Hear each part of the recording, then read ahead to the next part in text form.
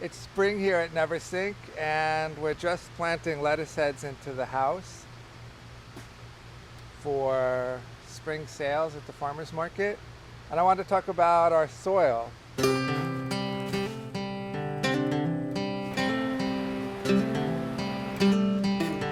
Now, if you really, put it into two steps, it's really about balancing the soil and then maintaining the soil.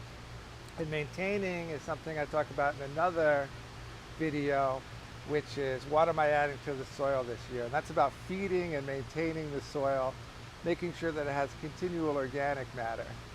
Balancing the soil is something different, and that's based on our soil test. And we're trying to get the right balance of chemistry and physics.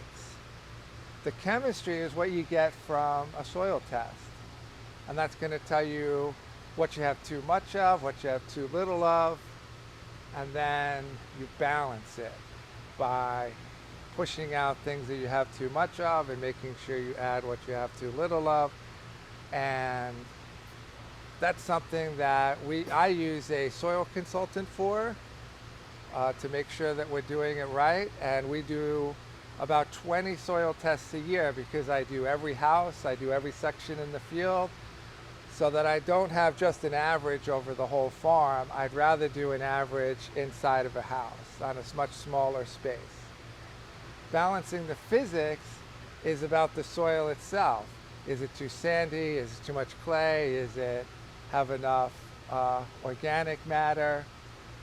And that's something I do constantly based on what the soil feels like. At some point, the soil gets perfectly in balance and it's great. And in here, this soil is very old. It's one of the oldest soils on the farm because we're standing in our first hoop house. And so the top of the soil is actually just covered with worm castings. And this bed was turned over not too long ago, maybe a week ago, and then was planted.